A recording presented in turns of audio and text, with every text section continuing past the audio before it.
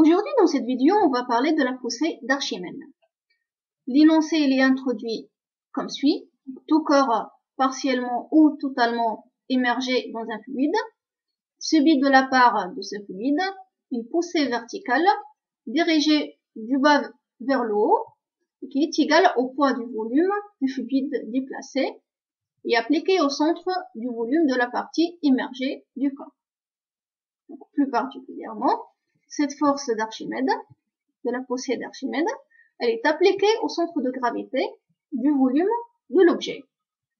On va essayer par la suite de démontrer ce principe. On va commencer déjà par considérer une surface quelconque de masse M et de densité ρ, totalement immergée dans un fluide de densité ρf. Ce qu'on va essayer de faire, c'est d'exprimer la résultante des forces exercées par ce fluide sur la surface, qui est égale à la poussée d'Archimède, et qu'on note Fs.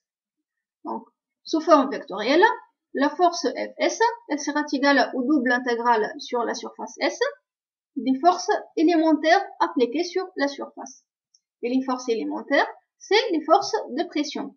Donc, on aura la force résultante, elle sera égale à l'intégrale double sur la surface de la pression fois appliquée sur la surface ds. Avec un signe moins, parce qu'en fait, la normale, elle sera dirigée vers l'extérieur et les forces de pression, elles seront dirigées vers l'intérieur. Donc, on aura ce signe moins qui précède la pression. Donc, par la suite, on veut transposer cette intégrale surfacique en intégrale volumique. Donc, on va passer par le théorème du gradient, qui dit que l'intégrale double sur la surface d'une quantité f fois ds fois le vecteur normal, elle est égale à l'intégrale triple sur le volume de gradient de la quantité f fois dv. On va appliquer cette définition sur l'expression de la force. Et on obtient la force Fs qui est égale à moins l'intégrale triple de V fois le gradient de la pression fois dV.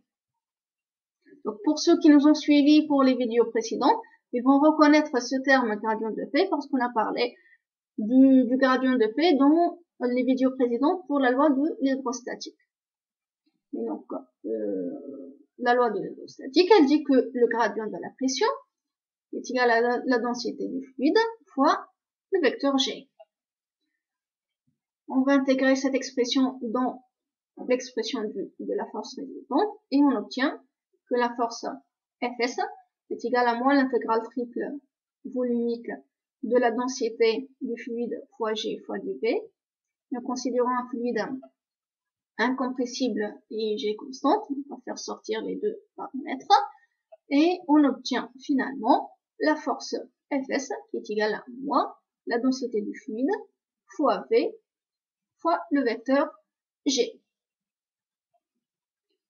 Par la suite, on va appliquer le principe d'Archimède sur un cas simple, qui est un cas d'un cube immergé dans un fluide de densité ρf.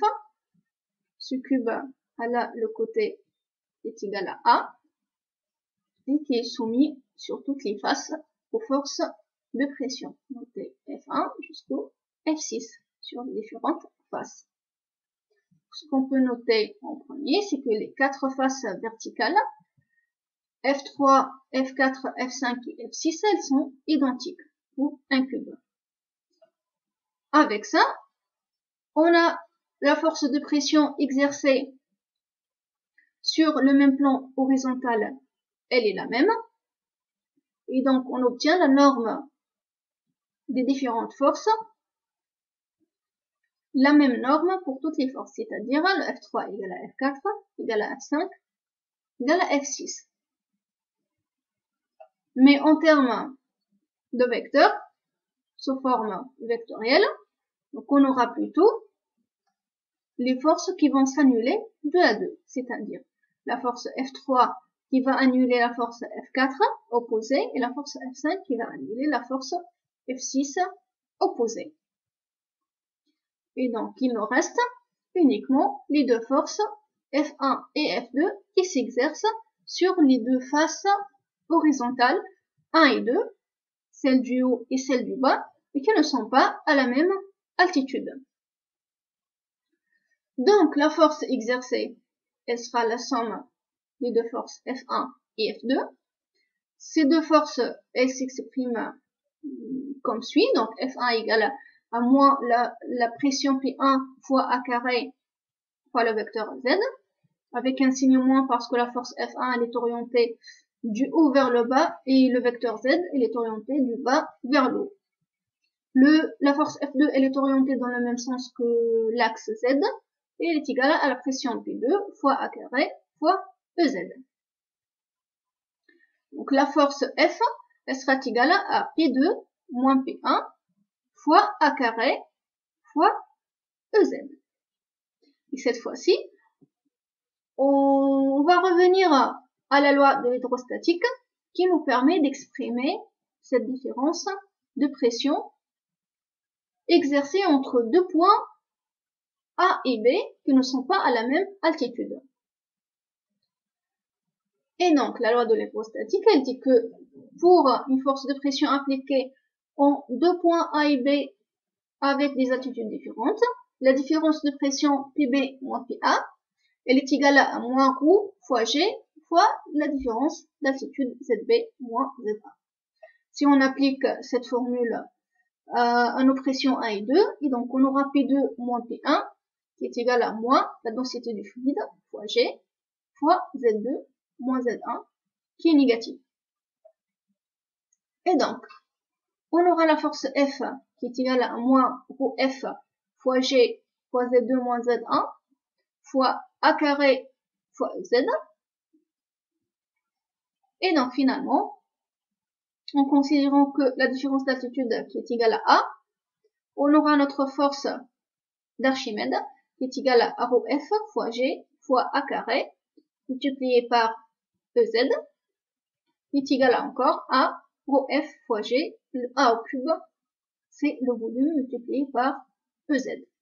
Ou bien on peut, pour retrouver la définition qu'on a vue en premier, on peut ajouter un signe moins et on utilise le vecteur G au lieu de G fois EZ. Et donc ce signe moins, il va compenser le G en vecteur qui est égal à moins EZ. Donc voilà, on a démontré de façon très simple le principe d'Archimède qui est une conséquence de la loi de l'hydrostatique. Par la suite, on va voir quelques applications de la poussée d'Archimède.